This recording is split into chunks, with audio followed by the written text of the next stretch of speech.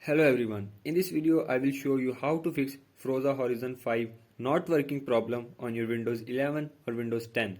So to fix this issue, follow every step as I am showing in this video, and do not forget to subscribe this channel and also press the bell icon for the latest upcoming videos.